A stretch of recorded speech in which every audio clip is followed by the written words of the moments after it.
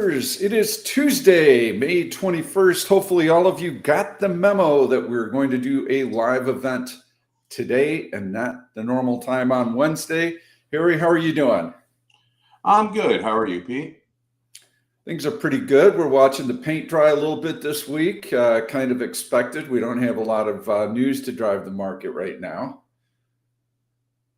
Yeah, I mean, I think everything until Nvidia reports tomorrow night. Nvidia, obviously a market moving event, is on a little bit of hold for investors and for traders. Hard to make a trade. Not expecting the FOMC minutes to do much of anything tomorrow. They've been very vocal since the FOMC statement. So what are they going to say that they haven't already said? There's not a lot of news to bear out in those FOMC minutes. So yeah, we're waiting for the Nvidia earnings, and then we've got a holiday coming up this weekend. That typically sucks the life out of the market. It'll probably drag Tuesday along with it. And then as we start looking into next week, we don't have a lot of economic releases next week either. So it could be a bit of a dull stretch in here. And I think durable goods orders, which is not a big deal. And second look at GDP comes out next week. So could be pretty quiet here. Yeah. Let's talk about our picks. Yes, I got AVGO queued up. That was your pick. Yep. And if you took that AVGO trade, I think I announced it was around 1380 at the time.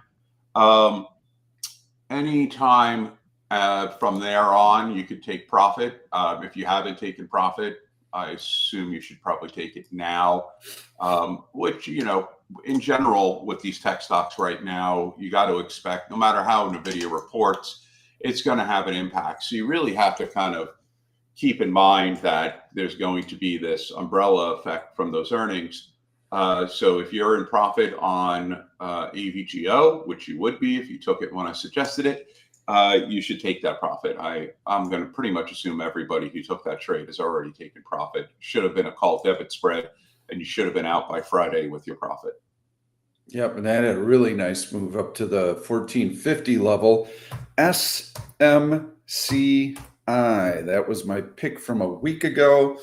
That was also right in this level. I didn't realize that you and I had kind of doubled up on the whole AI chip play, but both stocks were so strong. You can see that even from the time we concluded the live event, the stock continued to surge higher. So if you traded it, you had some really nice profits. Hard not to take profits when the stock goes from $900 to $950.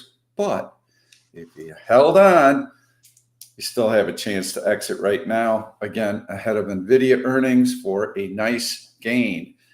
By the way, I just want to point something out on the charts as you're going to be seeing. I've got a new system, buy and sell signals, that you're going to be seeing on the chart, and they span all the different time frames. So a yellow arrow is going to be a sell signal, and a blue arrow is going to be a buy signal. So this would be a pivot, and I'll go into the daily chart on SMCI, and there you can see on a longer term basis, really nice buy down in here, sell up here, short up here, buy here. So it's currently on a longer term buy signal right now.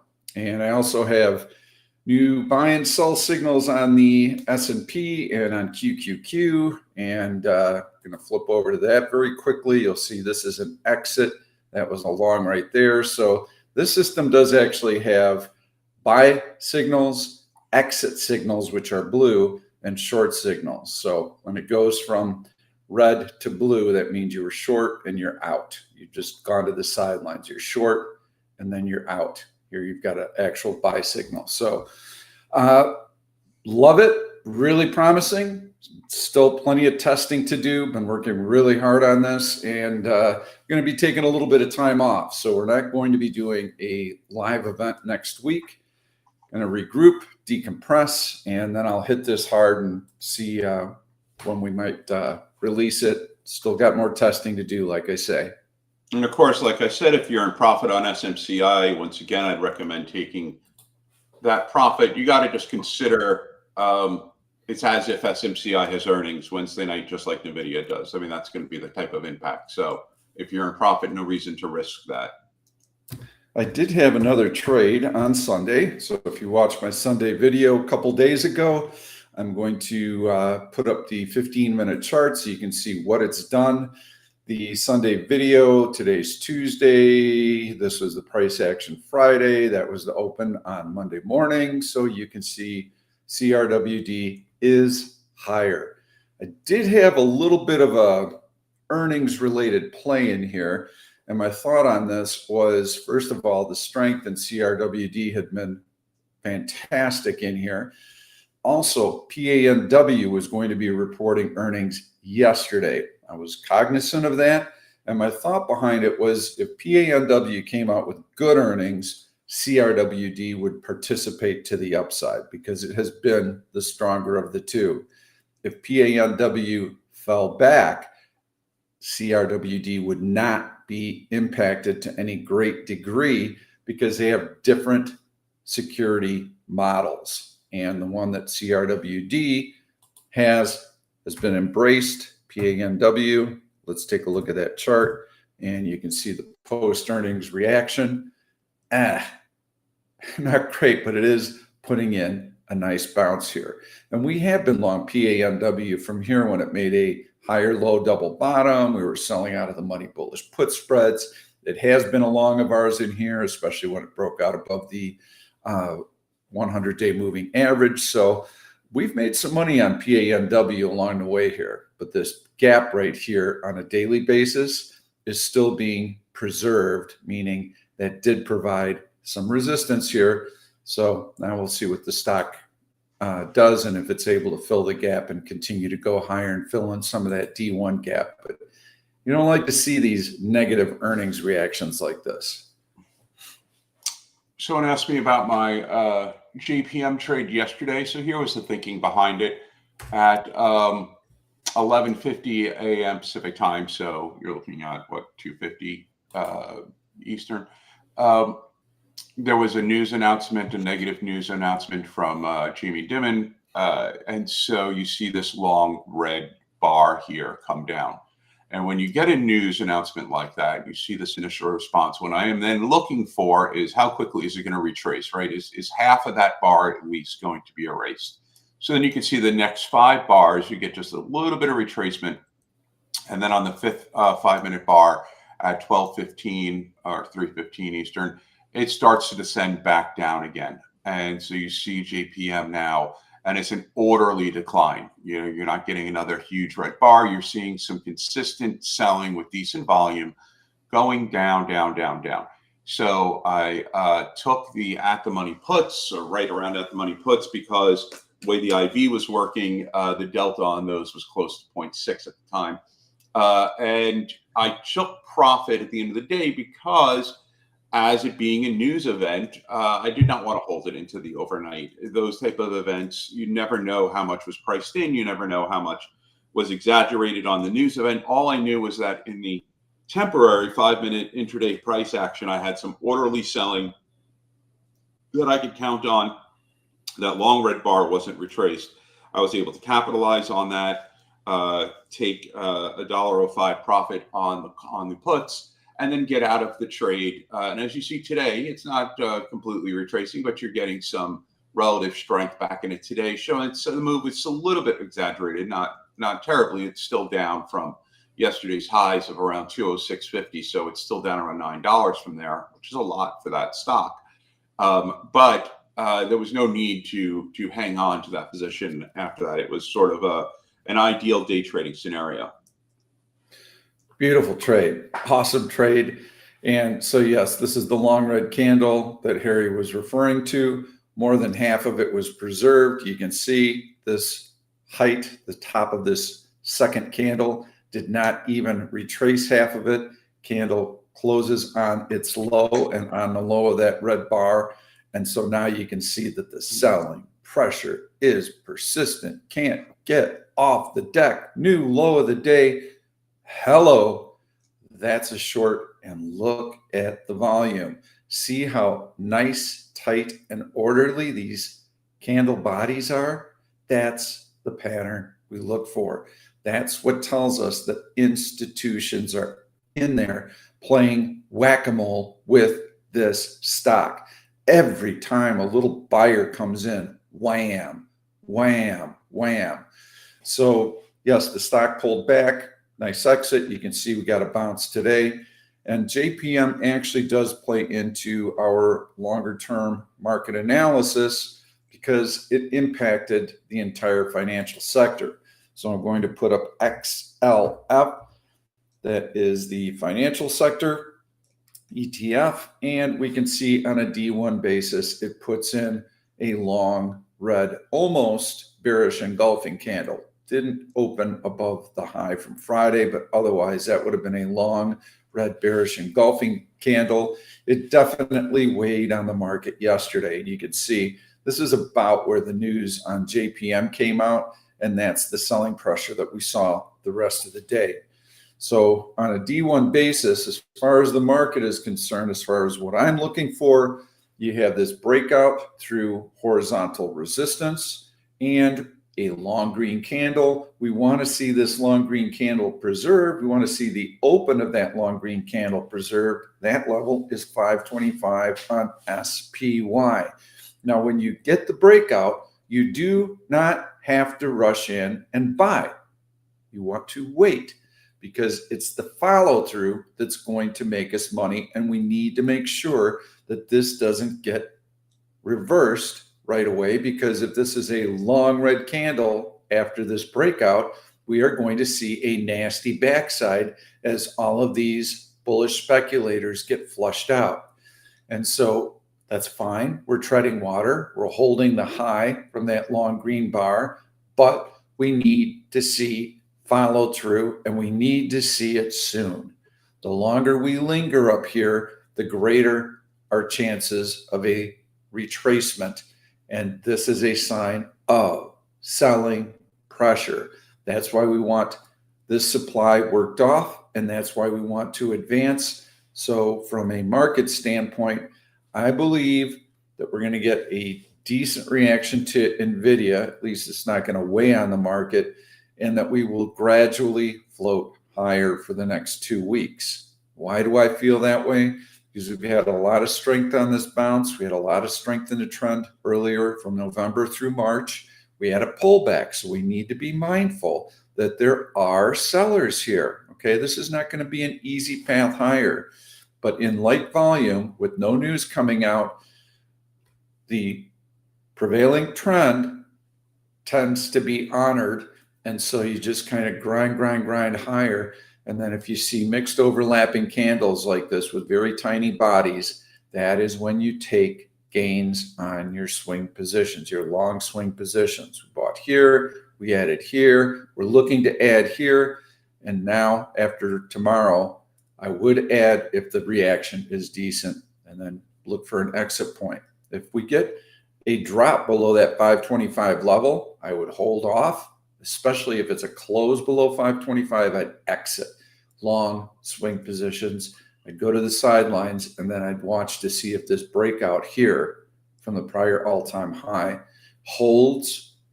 That would be fine. Then we could keep going up from there. But I'd be very careful in here. And the fact that financials are not rallying right now, that has been a major sector that has contributed to this big market rally in here.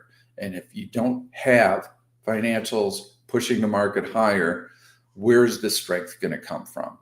Got to have some other leadership. I have a trade that I like. It's a little bit of an unusual trade, but I'm sure a lot of you out there are looking at, you're seeing Nvidia is about to report, and the most common thing for a retail trader to do would be to load up on those out of the money calls or puts. And market makers know that. You can see the premiums. They're very high. They're going to punish you for doing that. And you're going to need an oversized move in Nvidia to make any money there, if you're playing it on the option side. However, when you're looking at sort of those umbrella effects, I'm looking over here at AMD. And what I'm looking at is AMD has an average weekly move. So if you look at the ATR of around 4%, that's the average move on AMD. It's going to move roughly 4% in either direction, right? So you're looking at around a $6.50 move on average, plus or minus any given week on AMD. But now, so I look down here at the current projected average move for the rest of this week on AMD, and it is $7.38. How do I know that? You just add up the straddle, right? You're adding up the 165 calls and the 165 puts, and the calls are $4 and the puts are around $3.35 or so on. And so you get an average of that at around $7.35. So when you look at that, what you're seeing here is market makers are predicting around a 4.5% move in AMD for the remainder of this week, as opposed to the average, which is 4%. Well, AMD has two things. AMD has a catalyst today. They have a conference that they're doing, and they'll be announcing whatever they're announcing. And then you obviously have Nvidia earnings that are going to impact it. So what I'm seeing here is when you're doing a straddle, what you're always looking for is there, the only way to profit on a straddle is if market makers have underestimated the size of a move. And here you have market makers estimating the size of a move on AMD to be roughly around the average move AMD experiences on any given week. However, we know with Nvidia, no matter which direction Nvidia goes, AMD is going to be impacted either positively or negatively. And also you have another event that might impact it positively or negatively. So looking at this here, do I think AMD is going to move by Friday more than $7.40 in either direction? You have a slight edge there in assuming that, yes, it will, based on the two potential catalysts that are coming up. So if you're really sitting there suffering FOMO and you're really sitting there thinking, you know what, screw Pete, screw Harry, screw them all, I'm going to go for it. I've seen too many post of people saying to me 5,000% on out of the money puts on GME or Nvidia or whatever. So I'm just going to do it. If you're really going to do something FOMO like on these earnings, be at least smart about it. Take your best shot, and your best shot to me on playing Nvidia earnings, if you really must go in that direction, is playing an AMD straddle on the 165 strike for expiring on Friday. That to me is your best bet. Obviously, when you look at a $7.40 there, you're looking at anything with anything below 157.60 or anything above 172.40, you're going to be in profit, and that's sort of your range on AMD. So to me, that's if you must play it, that's how I play it. But that's just looking at the historical, looking at what the market makers are currently putting in there, and going under the assumption that the market makers are underestimating an AMD move this week. That's how I would play that. Up to you. Nothing wrong with saying, hey, I'm going to stay in cash. I took a look at the last move, and it moved about $19. So yes. February 20th is from the close, February 20th, which is when Nvidia announced after the close, to the 22nd, which was 2 days later, you had about a $20 move or so. So I just wanted to throw it out there because reality is I know a lot of you out there are still going to go, try your luck at something out of the money on one of these huge market moving events. I'm not going to just sit here and pretend you're not doing it. So that's what I would do. I like Microsoft this week. I think that's going to be my pick of the week. I love this breakout through the high minus trend line here. These are automated trend lines, incidentally. You can see how it's been able to also touch this horizontal high that previously was 430.82. You can see how we're through that point right now. Market's been muddling around today, not really doing a whole lot, but Microsoft has been able to continually grind higher today.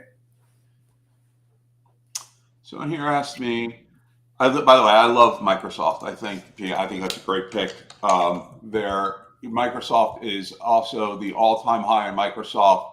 It was 430.82. It's at now 431.26. I love all-time high stocks simply because there are no bag holders up there. And, anyone who went long on Microsoft this morning, let's say, or in the last, couple of days, they're in profit right now. And there's no reason for them to sell. So I do like Microsoft. If you wanted to be conservative about it, you wait until Nvidia earnings come out and then you make your Microsoft play. But I think Microsoft is a real if you didn't pick a Pete, I would have. I love it. Well, Jose Luis also picked it. So he said he bought some calls yesterday and he's riding that puppy higher today. Great move. Great Cheesy. move. Jose, you're in profit. Cheesy asks, Pete and Harry, would you ever let your expected value dictate when to take profit on your trades?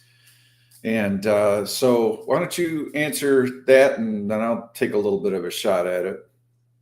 The question on when to take profit, there's a lot of differing opinions here.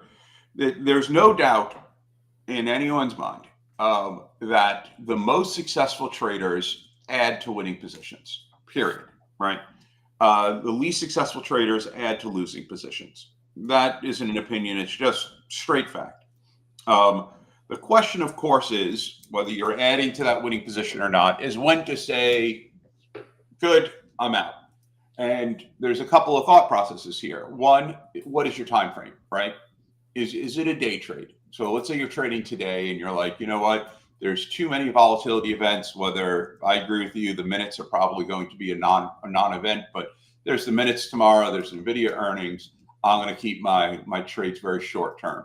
Well, when you're short term trading, then your expectation of what your profit would be, and also where you're going to take a loss, is going to be far more narrow, right? So let's just say, looking at that JPM trade, I went in there in my mind thinking, you know what, I want to make $1.05, somewhere around there, which means I need about a $2 move in the stock because the delta was around 0.5, 0.6, and that was my line in the sand. I didn't care after that. If it kept going, it kept going. If it bounced, it bounced. That's what I thought I could hit. That's what I wanted to reach, and I kind of put that order in the moment I put the stock in. However, let's say you have a longer term view. For example, if I look at a stock like Google would probably be my pick for the week. Google, beautiful daily chart, right? Google, much like Microsoft, also right around the all-time highs here. You had a great breakout off the earnings. Then it retraced. So, you kind of have your gap here with a low of around 162. And then it just started to really move up with one day exception on Monday, the 13th. Nice steady incline here. It is not that extended from its EMA. So Google is a trade where that might be something where I would look at and go, you know what? On Google, I'm not looking to day trade Google. I'm looking to maybe take calls out into June. I'm looking to maybe grab the 170 calls for $8.80 and hold those. And I'm going to hold those for a week, 2 weeks. And then I look at the Google chart and I see there's not really much in terms of resistance. If you drew your trend line here from the top of 430, and you drew it right up, you would be connecting right around 180. So at 180, I'd start looking at it and say, okay, I'm in profit. Now I'm looking to see, is it break 180 or does it retrace off that trend line hit? If it starts to retrace, I take profit. If it breaks through, that would be the point where you add to the position. So that's kind of, you have to look at your timeline, and you have to look at whether or not you have a point where you would add to the position.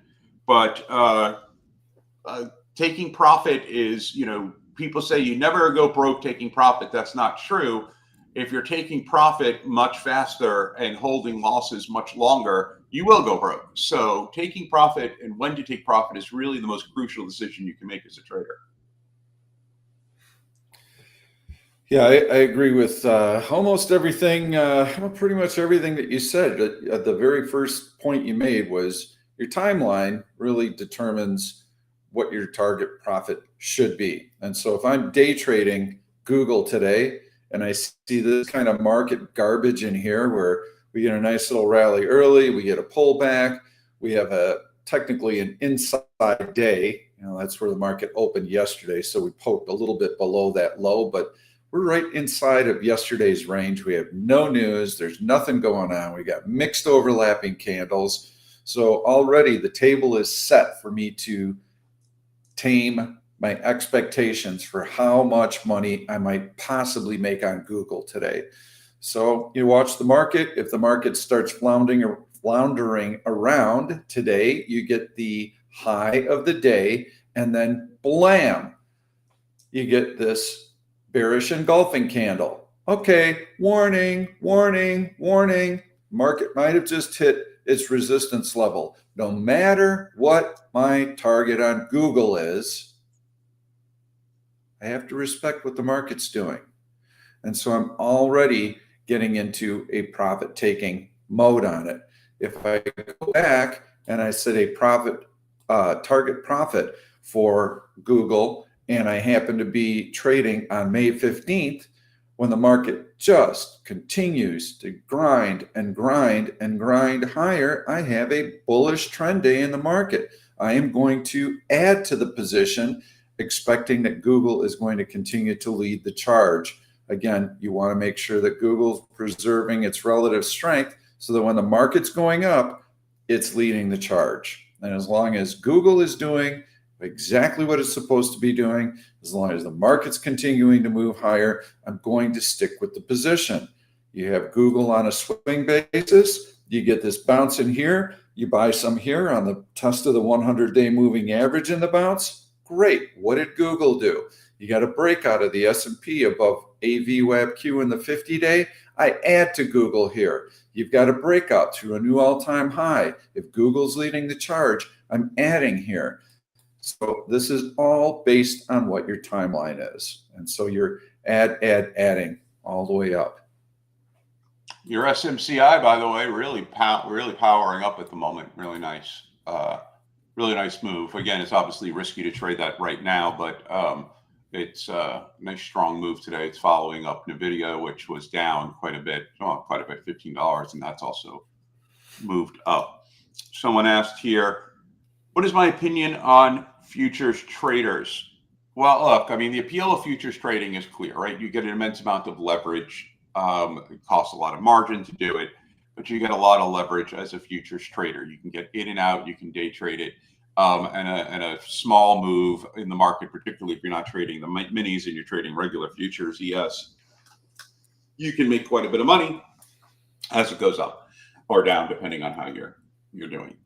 The problem with futures trading is that you can get wiped out, and you can get wiped out really quickly. Obviously, we advocate for the surrogate of SPY, right? Which is if you're in a relatively strong position, and we say this every week, if you're in a relatively strong position and you see, okay, I have relative strength, whether it's, you're looking at Nvidia right now or PANW, not PANW, SMCI, whatever it is, you can go long there or you can go long SPY, right? If you go long SPY and SPY drops, you're going to lose money on that position. If you're long the relatively strong position and SPY drops, that position, because of its relative strength, is going to hang in there better than if you were in an actual index market position. So your loss would be mitigated, or you might not lose at all. If it's truly relatively strong and that strength maintains, it may even continue up as the market's dropping, which is your best case scenario. So there's a lot more opportunity in identifying stocks. So if you're trading, if you're thinking, oh, if I trade futures and I'm very bullish on SPY right now, and I'm going to go long ES on S&P futures at the moment. Well, if you went long on a relatively strong stock, your potential for taking profit for your profit potential is actually much stronger statistically on going with the relatively strong stock. So that leaves you with only one thing: leverage.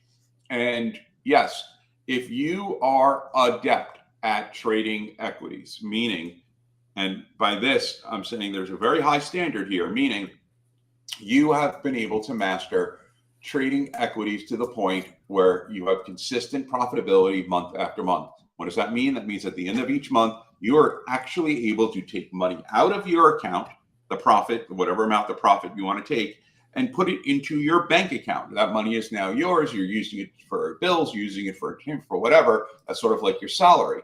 If you're able to do that consistently and you have now mastered equities, by default, you can't master equities without being able to have an excellent read on the market, because on any equity trade, the first thing you should be looking at is the market. So if you're able to master equities, you then now can say, okay, I have a very good understanding of the market. I'm going to avail myself to taking advantage of the leverage that futures offer. And then you can start trading futures. But too many people jump straight into trading futures without first mastering equities. And in doing that, they do not have the foundational understanding of the market they need, and they're playing with fire. Very well said. Yes, market first. So you do have to have that knowledge and that skill set. And once you have that, then your ability to pick stocks also becomes very important. If I like to play tennis, which I do, why the hell would I want to play with a wooden racket when I can have a graphite composite racket with a racket face that's twice the size? My odds of hitting a good shot are dramatically better when I use that graphite composite racket. If I only can play with a wooden racket, I'm going to play with a wooden racket. No problem. Okay. Because I love to play tennis. So it's all about edge. Where are you going to find your edge? Where's your cushion? You're not always going to get the market right. And when you get the market wrong and you're trading S&P futures, you're going to get your ass handed to you. But if I was short yesterday, let's say I'm really bearish yesterday, the market looks horrible, and I go in and I take a short in JPM yesterday, guess what? I am going to make money because I picked the right vehicle. I picked the fastest horse. This is like the Pony Express, where you're riding a horse hard, and as soon as it tires, you jump on the next one. That is efficient. And so with the market yesterday, put the overlay of the SPY up, and this is exactly what Harry was talking about. So in here, you're starting to get a market bounce. Look at what JPM does. It continues to sell off. So you could weather that market bounce because the stock didn't do anything when the market bounced. So now you're able to stick with the position and even add to it. And now it continues to fall. So futures, the way that I look at futures, again, if you're on a day like May 15th, which I just highlighted, which was this long breakout bar right here, I'm trading stock. I want to get some extra long exposure because I'm identifying this as a bullish trend day. I'm going to add S&P futures along the way in here to give myself the kicker that I need. And instead of spreading myself out more and more across 5 or 10 different stock names, I could just buy the futures contract. So yes, I do trade futures, but I trade futures very selectively. And there are a lot of days when trading futures is extremely difficult because you have nothing but light volume chop and mixed overlapping candles. If you know how to trade that, good for you, because 99% of people don't know how to trade that type of environment. And there's always a stock that's breaking out through the prior day's range that has really nice, strong technicals, but the S&P does not always have that. Most of you also do not want your asses handed to you, because I've seen some of you and your asses are really ugly. So you don't want that shit coming back. Someone here said, Lily, Eli Lilly had a good breakout today, although it did retrace half the candle. Good idea to place an alert at high day or at least over VWAP. I love the Lilly breakout. I do. It is breaking through an upward sloping trend line coming from April 10th. It is reaching out towards an all-time high, which it has surpassed, and today reached an all-time high. If you're going to play Lilly, and it's right now dancing around VWAP, you could look. There's nothing wrong with right now. You just do. This is where you do a call debit spread, and it kind of goes towards Michael Dam's question on debit spreads. Yeah, they should, particularly for low balance accounts, you want to use these debit spreads, particularly when you have a stock like Eli Lilly, right, where it's cost prohibitive to just buy the stock, right? And the options themselves, straight options, are also going to be pretty expensive. But if you did an 805, 810 call debit spread for, let's say, $2.15 or somewhere thereabouts, if you can get that price, you want to do it. Always, you want to do your debit spreads less than half of the spread. So if it's a $5 spread, you're looking for a debit below $2.50 there.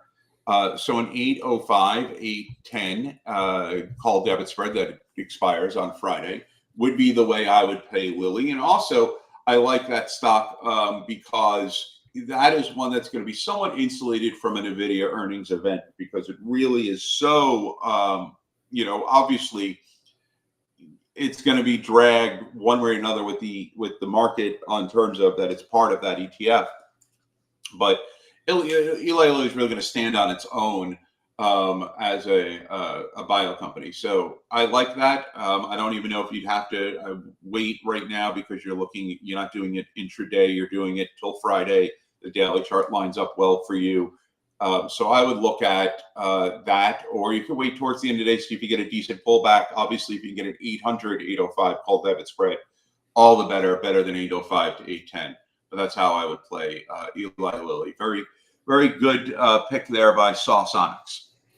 Yep, very nice. I've got Luca nailing a couple of really nice picks. One is WBA. What do I think of that as a short? It has great relative weakness. Yes, it does. So you've got this low minus trend line breach, long red candle here. Earnings coming out 625, so no problem there. Rejection off of AVWAP-E. This is a weak stock and breaking through this horizontal support, M5. Look at that nice tight price action. Even when the market was going up this morning, this stock was getting pounded on heavy volume. COR was another short that you pointed out. Love that short. You can see the selling pressure today, and we go into the D1 chart, and there you can see you've got this low plus and low minus trend line, breakdown, compression. Really nice picks. TN View said, should a beginner spend the first few months solely focusing on SPY? Perhaps should anyone share SPY to practice reading the market? But then Penguin Dynasty comes in and says that would be counterproductive. There's no edge I can find to trading just SPY. To recommend paper trading realistic share sizes to the best of your ability on relative strength. Penguin, you have answered the question perfectly. That is the answer. No, you want to obviously study SPY, but hopefully you can both look at the market and also look at your stocks. Penguin, you have it exactly right, and that really goes towards that future question that we were talking about. Someone asked about Dell, Pete, for a day trade today. What do you think of Dell? I see it compressing here on the daily chart after a gap up on May 15th. I see it also, a lot of stocks here right around the all-time high. You have plenty of these all-time high stocks. If you wanted to be conservative about it, obviously you want to see Dell break 154.59. That's yesterday's high. But it is really strong today. It has a nice orderly upward movement. It's decently away from VWAP. A little bit extended on the intraday, but you're going to need the market to get much more of a move on Dell, and I don't see the market doing much. So if you're doing it intraday, I wouldn't expect to get much more out of Dell today.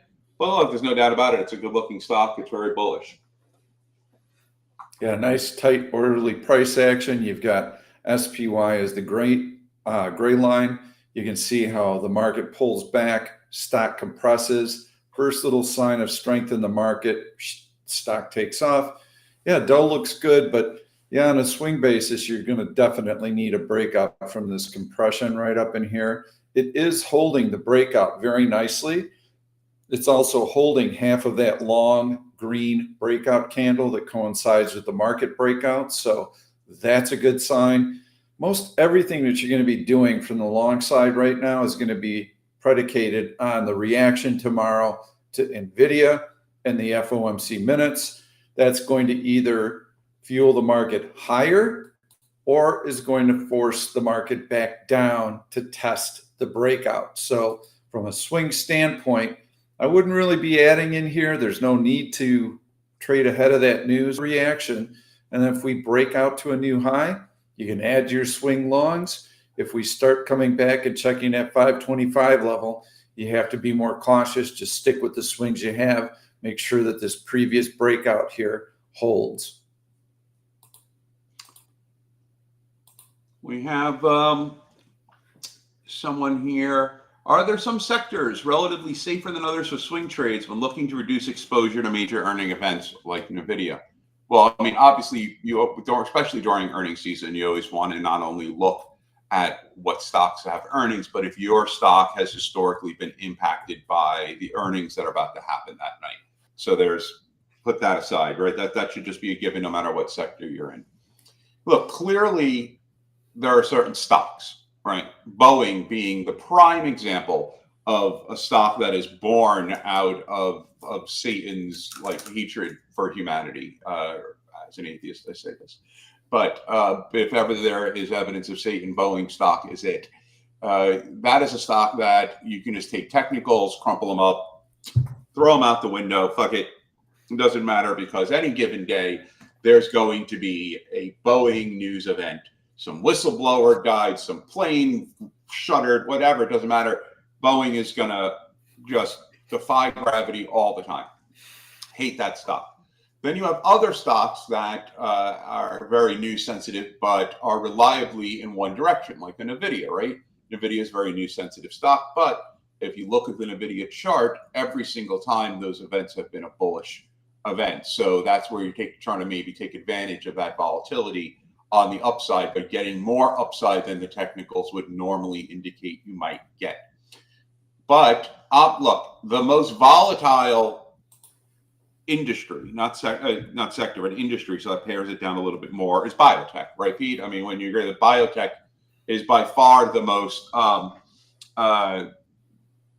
kind of volatile sector, industry. If you're trading that, you got to expect a roller coaster of a ride. The least out of all, if you're looking at what is the safest, you're looking at basic materials. You're looking at maybe utilities. You're looking at those, and so there's always with the market, and you can see this is how market makers kind of make their living, is all based on risk reward with volatility.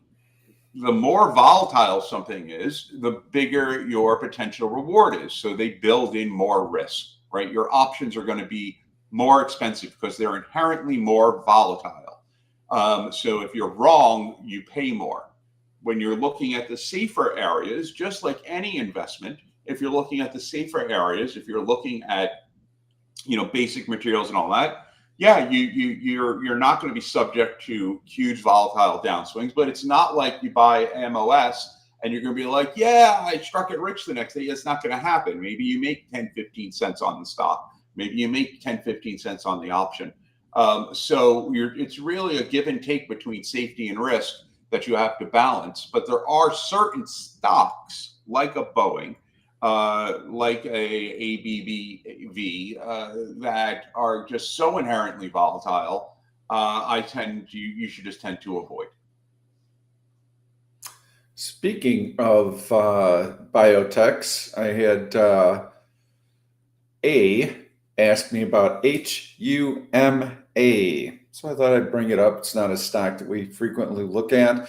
What do I think of it? I like this breakout through horizontal resistance. You've got a high plus and a high minus that you're breaking out through. There's the previous all-time high. You're breaking out through that. as we zoom in, we can see that the stock blows through that prior high and it's able to hold these gains. So it checks the open of that breakout candle right here, finishes with a bullish hammer, and now we're getting some follow through when the market has been flat. So yes, this stock has buyers, and you can see the big volume here.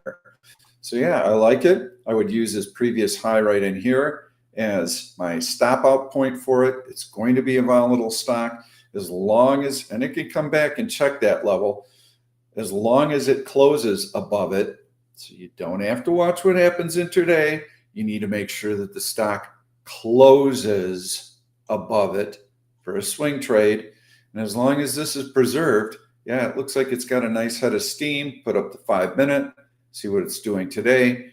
And there you can see how, yes, the stock has been able to continue to push higher on decent volume with the market pulling back a little bit. You know, Pete, you could buy that stock right now. Then I'll go in, buy 5 million shares, watch it pop the screen. You sell it, we're good. Yeah. Yes. So this is, again, it's biotech. So you've got to treat these with caution. But yeah, it looks pretty good. I like it technically. I don't need to know a whole lot about the company. I just need to look at what the price action is telling me. I like it too. I'd probably get a quick call from JPM if I said buy 5 million shares. Yeah, can you give us a day to work on that? I think the average. I want it all in one candle. Really? Yeah, all right now. One block. Put it in. You can see the volume here is minuscule. I did have a really good question. Would I exit JPM if I was long JPM on a swing basis? And that is a good question. I would be looking for an exit point because Jamie, how did you pronounce his name? Demon? Demon? Demon? Some people call him I Demon. always hear people call him Jamie Diamond. It's not Jamie Diamond. Right. But anyway, either. I guess that just the tone of his whole press conference was that he's getting pretty dang close to retirement. He's been fantastic, having been through the 2008 financial crisis. Boy, he navigated that beautifully. They never bent on any of their lending practices, so they never were in trouble. Didn't need any of the TARP payments, so they came out of the financial crisis with flying colors, and he's been a great steward for that company. So that is a little bit of a longer term concern, but the fact that he comes out and says we're not going to be buying any shares up here, the stock is too expensive, that is going to keep a lid on this stock. So I would be looking for an exit point now that you have closed below the previous high, which was around the $201 price level. Now that you've closed below it, this is a failed breakout. So you would be looking for any kind of little rally like the one we had this morning to exit the position. And you should still have nice gains unless you bought it yesterday, okay, or a couple days ago. If you bought it back in here post earnings, yeah, you probably still have some pretty decent gains in it. If you bought it way back here in January or gosh, back in November, you are making some serious coin. But yeah, that is where I would be exiting a long swing position. PLTR feels like a dead pig. Dead pig, that's just so weird. I mean, why not dead cow or dead? I don't know. Yeah, no, look, no doubt. PLTR, obviously, despite strong earnings and all that, is not doing well at the moment, but is hovering right around that 100-day moving average. It's not moving far from it. That's at 2150. So what I'd be looking for on that, obviously because I own the position, is that it does not start straying down towards the 200 SMA. I'm anticipating a decent sized block trade actually coming into this stock by the end of the week. So I'd be looking to see if it breaks 2150, and we will see how that goes. Then what scanner do you use to find stronger weak stocks? Well, look at your screen. See what Pete is using there? You see on the side of the screen, you have all these categories. You see the stocks listed out there. I've used scanners everywhere, right? You know, whether TC2000, you stock, you got all these scanners. There's no better scanner out there than the one that's offered on Option Stalker. There just isn't. It's a fantastic scanner. It deals with relative strength better than any scanner out there. You have everything from whether you want to look into the ones that surge into earnings, the ones that sell into earnings that are relatively strong. I mean, just go into the scanner right now and you click on, let's say, green Royal Flush, and you get SMCI, you get Lilly, you get FSLR. Look at those three right off the bat, the top three of them. All three of those are great longs. All three of those, fantastic long trades. Those would have been there yesterday. If you took any of those three longs yesterday, you would have you paid today. So, you know, if you're looking for a scanner that's just going to keep handing you stocks on a silver platter, it's right there. I mean, to me, your best scanner is you. Your best scanner is setting alerts, set alert, set alert, set alert. But in terms of finding the stocks to set alerts on, in terms of finding the best grouping of stocks, I use this all day long. You know, Option Stalker is you know, that platform Pete developed is fantastic. So I've been using it for years. Wouldn't use any other. Thanks for the plug. You know, I'll tell you that I built the scanner. I started building it back in 2006, and then I really notched it up when I bought the source code for the current platform back in the financial crisis, 2008, 2009. Pretty crazy time for me to step forward and really take this to the next level. But I wasn't able to find the types of stocks that I was looking for. I had concepts and indicators that I wanted to develop myself, and no one else had that data. So I did it out of necessity. But as I've continued to add and grow and build Option Stalker and Option Stalker Pro, I've opened it up to the retail public, to other traders. And I'll tell you this, there's nobody that develops software that knows how to trade like I do. I can guarantee you that. They put a lot of nice features in there. And yes, you can do all sorts of scripting in other platforms, but what indicators am I supposed to even focus on? Which ones are any good? Which ones have been tested? I've gone through all of that, not to mention the indicators that we have that no one else will ever have because they're proprietary. And as we're flipping through charts, just look at some of these buy and sell signals, and I think you're going to get a feel for how accurate they are. Adam Exec, you said currently in AXP 240, 237.5 for 531 and GS 455, 452.5 for 531. I assume you don't mention it, but I assume you're talking about bullish put spreads, put credit spreads on those, given the way you identified the spread. And considering holding due to them making back the majority of the down move and showing strength thoughts. Well, my thoughts are that obviously GS is in fine shape, but you put your strikes way too close to the price point. When you're doing bullish put spreads, the best way to do them, and when I say best, I'm talking about the proven way to do them when you're looking at a 90% or higher win rate on those, is you want to take a bullish put spread that is out of the money. You want to make sure you have two layers of strong support. I'm not just talking about intraday support or VWAP. I'm talking about simple moving averages. I'm talking about identified trend lines, horizontal support, something that's very, very clear. Two layers of strong support above your short strike, right? So for example, on AXP, your short strike is 240. If you look at AXP, at no point, no matter when you took that trade, is 240 considered strong support. Your strong support here is 229.35. That's where you'd have to go all the way out to on a bullish put spread.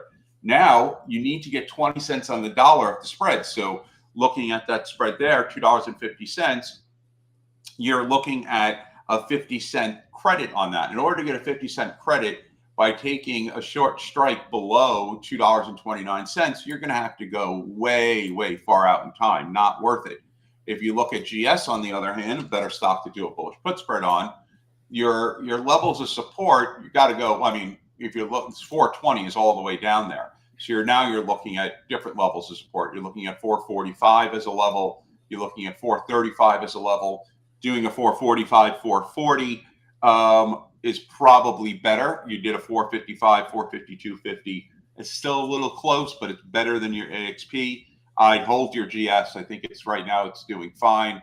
But AXP you got to be very careful with. It's way too close to the current price.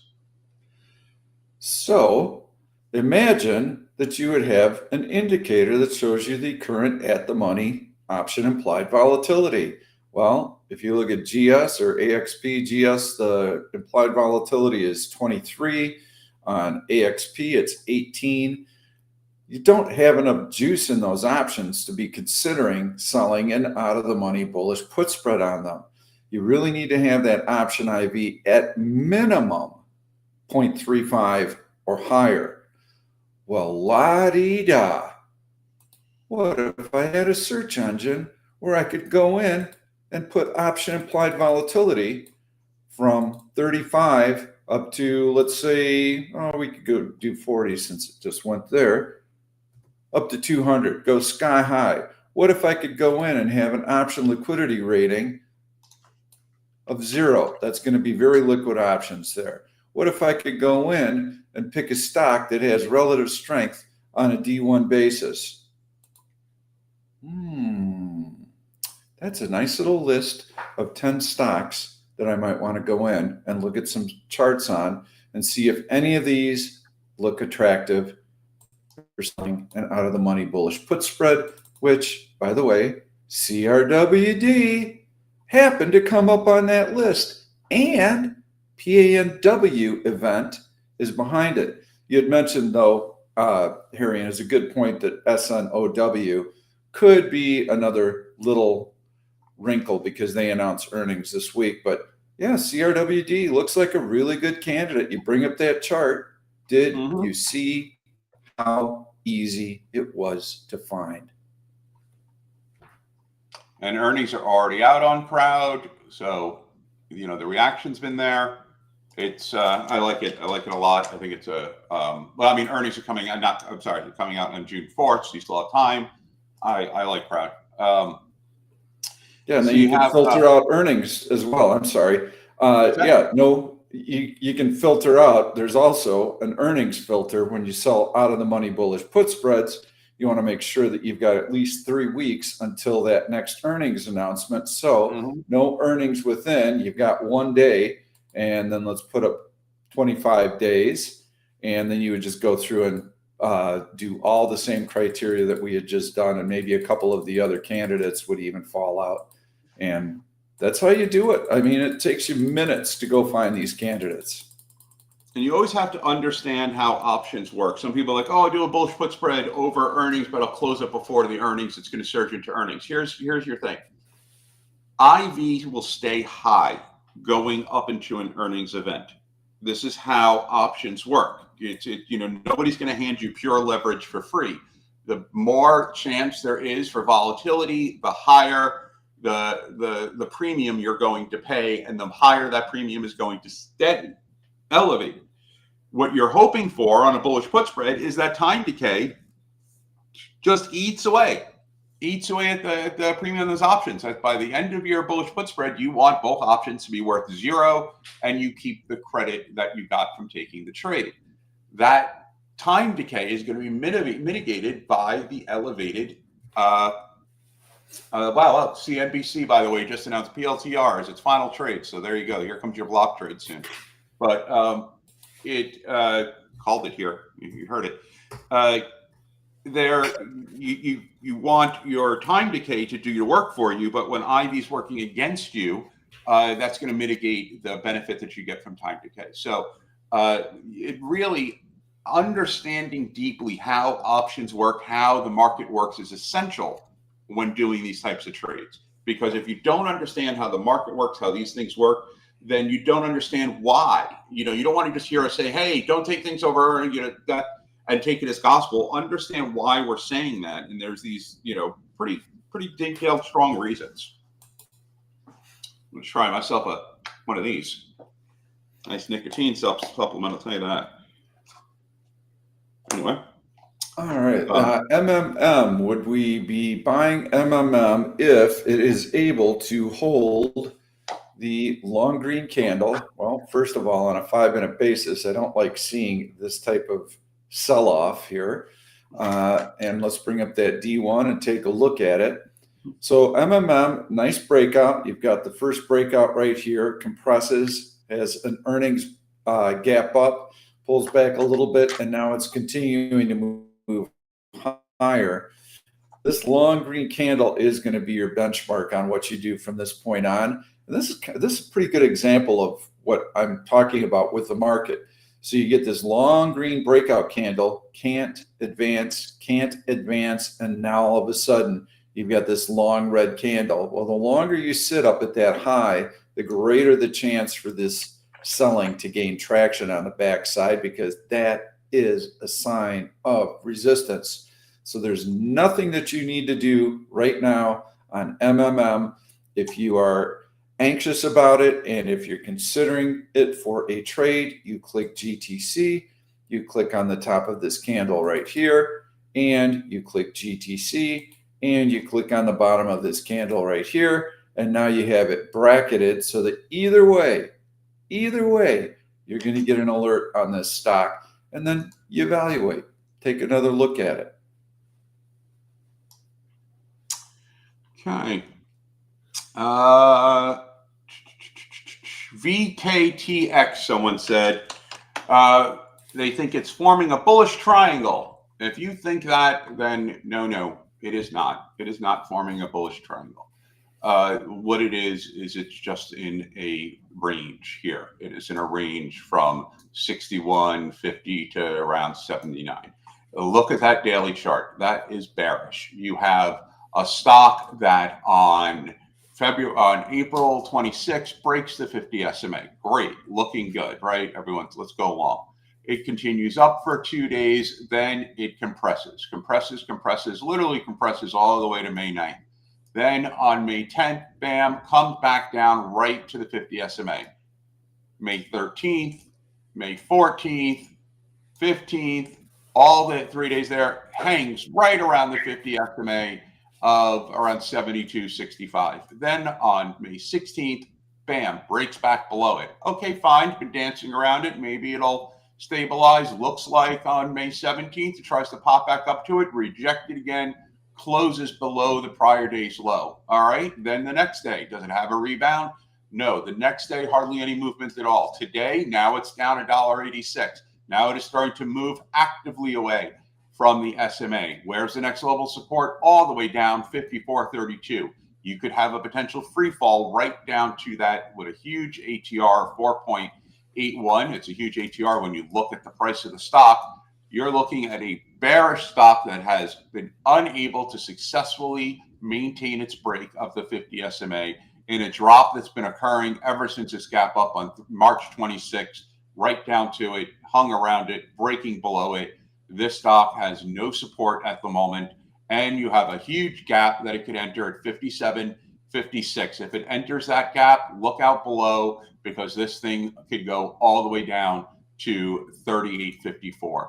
So I would stay far away from that stock unless you're thinking of shorting it, in which case short away, because it looks fine for short. Yeah, you can see on the chart here, you've got a upper trend line here, the green trend line. Till it breaks that, no interest on my part. Till it breaks this long red candle here, this trend line to the downside, no interest. It's compressing. You know, it's as I mentioned earlier, this is the Pony Express. We're looking for the fastest horse. This horse, it's doing nothing. It's in the stable right now. And you also need to know a little bit about the company. And we traded this stock way back in here. We bought the breakout. And man, was that a nice one. But it's a weight loss biotech in clinical trials. They still don't have FDA approval. So one little whiff of bad news and the bottom can fall right out of this thing. So selling out of the money bullish put spreads simply based on price action, Not a good idea, because if their clinical trial doesn't come out exactly right, woof, you're going to see this thing go way down.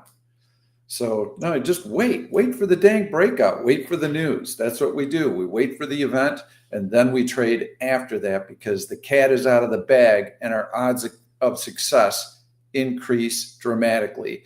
That's what trading is about. It's not about just picking stocks that look good. It's about getting our odds as high as they possibly can be.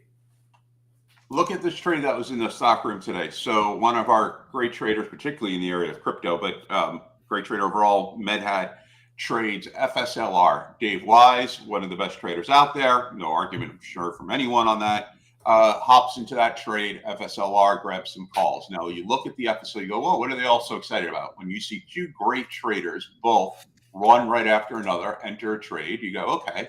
Remember before, I mentioned if you look at the green royal flush on Option Stalker, you see FSLR is the third stock that pops up. So now you're looking at the daily chart. What's everyone so excited about? Okay, clearly you have a huge breakout today, right? You have compression, compression, compression, all the way since May 6th, compressing today. You get a break of that compression on pretty high volume. You also look and you say, if I take the top of April 9th and I connect it to the top of April 11th, April 12th, again, May 6th, again, May 7th. Now you're having 1, 2, 3, 4, 5 touches on that line. That line comes in right around 204.59. You have a break of the upward ascending trend line again today. So now you have a break of a trend line. You have a break of compression. You have two different solid breaks of resistance on a stock on strong volume. You have two great traders in a chat room that pointed out, said that going long on the stock. And now you just see Dave comes in and he takes profit on those calls. No reason to mess around. You have an overextended move today on this stock, and you can expect probably some retracement later. But that's how it works, right? I mean, it's, you don't want to you never want to blindly copy any trade. But when I look and say, okay, I see two traders that I respect taking a stock. I know there's a technical. I look at the daily chart. I'm looking at the market. Okay, I'm not going to get any market help today. The market is flat today. So I need a stock that is powering up all on its own. And there is a stock, FSLR. Plus, I'm looking at, this is a stock that is not correlated to Nvidia. So just in case my calls stay flat, maybe turn against me a little bit, I can hold this stock into tomorrow, into Friday, without worrying too much about a market Nvidia reaction on it in the solar realm. So now I have a stock that might be a little bit of that's immune to a catalyst event. I have a great daily chart. I have every reason to look at that and go, this is a good long. And when I get profit, I have every reason to take that profit now. That's kind of how it works, right? I mean, you have it up there on Green Royal Flush. You have two great traders in the chat room going in, and you have a daily chart that confirms everything and a flat market powering on its own. That's what you want on a day like today, where not very easy to find trades and totally acceptable to sit back and say, keeping my powder dry, do not want to trade this low probability crap. That's a trade you can look at and go, okay, there's something I can get behind. I had a question on Starbucks. What would I do with Starbucks now that it's in the gap here? And you can see, trading bounces. Okay, this is catching a falling knife right here. This is not a good chart. So for seasoned pros who would be looking at this, fine. You want to go in and day trade it, fine. You can when you get a day like this where you have nice, consistent price action. I would not be swing trading this stock after a big drop like that. I would want to see it form a base over a period of at least a month, probably 2 or 3 months. Look, way back here, we're talking back in November. Remember what the market has done since November. Just a refresher. That's what the market has done since November. This is what the stock has done since November. You want to buy this stock? Not a good play. You want to day trade it from the long side? Then you've got to pick your points and you got to wait for these days when you've got lots of momentum like that.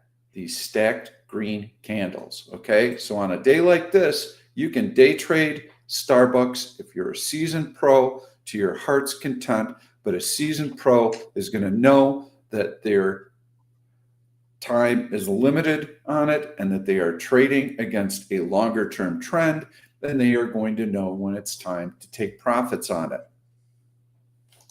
So those are my thoughts on Starbucks.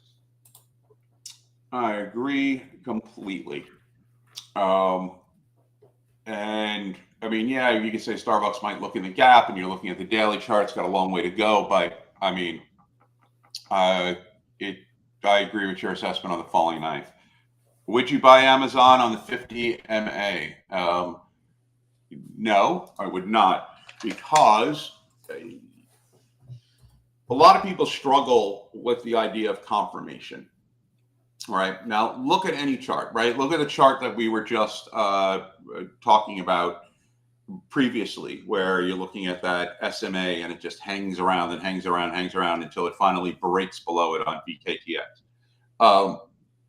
You need to see confirmation that institutions are looking at that 50 SMA on Amazon and considering it a buy point, meaning that support will hold, meaning that you will get a jump back up.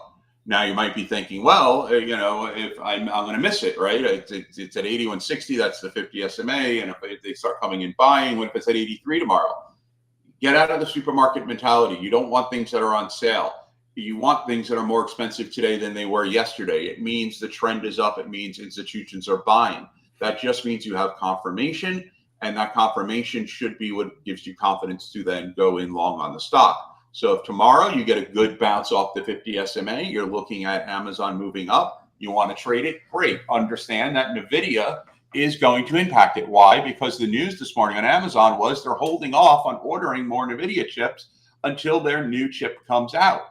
And so depending on how the Nvidia announcements go during their earnings call, that should be a pretty big indicator and will affect Amazon. So I would wait and I would hold on that. But, you know, it's the old thinking, buy at support, sell at resistance. I get it. But confirmation, institutions are confirmation. So they're putting in, they're deciding where that confirmation is. You have to wait for the confirmations. Don't try to be the institutions. Follow them and take their breadcrumbs. Trust me, their breadcrumbs are plenty. Yes. So Amazon, very choppy, kind of back and forth stock as well. So not a great trend here. So when would Amazon be good? That's the question that you need to ask yourself. And it's not here. Just because it touches the 50-day moving average means nothing. So what is it that I would like to see in it? What is it that would tell me that institutions are in there? Well, hey, if it bounced today and put in a nice little green candle here, bullish hammer, and then what if the next day or the day after that, it had a nice long green candle that got through AVWAP-E? Yeah, that would tell me that they were interested at the 50-day moving average. So you come in and you click GTC and you double click on that candle right here, and you don't have to take a position. You have no emotional attachment to it. You don't even have to look at it, because you're going to get an alert when it crosses back above this price point here. And then you'll be able to go, yeah, that was a nice bounce off of the 50-day moving average. I'm above AVWAP-E. I've broken through this downward sloping trend line here, and the stock has a clean path to get to a new high. I could take a starter long here. That is how you trade. Someone asked about QCOM. Yeah, look, no doubt QCOM looks great. Breakout, breakout, breakout, all-time high, all the things you want to see, except you have Nvidia earnings coming up. And again, that is going to impact it. Plus, you have an ascending trend line here starting from April 1st. Really wish people knew how to draw the correct trend lines. So many people don't know how to draw them correctly, and it gets them in trouble. Every time I try to explain it and do a video on it or whatever, people still mess it up. So I've abandoned the notion that people are going to get it right. However, if you just draw a line from the top of 4.1, connected to 4.3, connected to 4.4, connected again to yesterday's high of 520. You see it comes right in at today's high at 202.41, and that high 201.98. And if you go right into that high today, you'll see it bounce right off that trend line and back down again. So you have a stock that is hitting up against some resistance. It's bullish, no doubt, but you also have a catalyst event coming. It probably isn't worth it, because if you get a retracement in that stock, particularly off that resistance point, what are you going to do? Now hold it. You're going to hold it into yesterday with a market that doesn't look very, now that it's going nowhere. You're not going to get any help there. So what happens? You're down tomorrow right before Nvidia. You got to get out of the trade. You got to take the loss. Normally, the benefit of a D1 like that is great. It went back a little bit. I can hold it. I can hold it for a week or two. It's gonna continue up. It's got a great bullish D1. You can't do that here given the Nvidia earnings event. But you're right on your read of the chart. It's just look at that resistance point and look at the catalyst tomorrow, and that should give you pause. Awesome way to conclude this video, because you brought out some great points. One is, don't paint yourself into a corner. So if you're looking to take swing trades, you have to be forward looking. You have to know that there are some speed bumps, potential speed bumps, some news events that are going to drive the market. And so, as we had both mentioned earlier, if you're looking to take swing positions right now, this has to be resolved, this compression. We are either going to pull back and this resistance is going to prevail, and then we're going to test the breakout. Well, there's no reason to add to any long swing positions until we have that information. If the market is able to break out tomorrow, we've been able to hold those gains. Buyers are going to get more aggressive. Then we can add after that Nvidia announcement and after the FOMC minutes are released. I personally would be buying Microsoft. I like that chart. That is my pick of the day. And Harry, what was yours one more time? It's still going to be Google. I'm going to stick with Google. With Nvidia earnings coming up, I'm a bit hesitant on making a prediction on a tech stock. But if I had to, it would be Google right now. I really like the look of it. If you're looking for something that might be outside of the tech area, then Eli Lilly is another one. So I guess, you know what, to be safe, Lilly is probably the more conservative pick, where if you did an 805, 810, or if you can get it at 800, 805 call debit spread on Lilly, that would be a good alternative there to Google as well. There's a couple other out there, but like we mentioned, FSLR and so on. A lot of those moves have already kind of becoming a little bit of extended, but those would be the picks. Interested to see here how eBay, by the way, if eBay can break out of $53, that could be a potentially good bullish pick as well. But I'll stick with Google for the sake of consistency, and we'll see how we go. Perfect. That sounds great. We will see you June 3rd, June 4th, whatever that Wednesday is. Good luck with your trading, everybody. We'll see you then. Thank you, Harry. Have a good week, everyone. Bye-bye.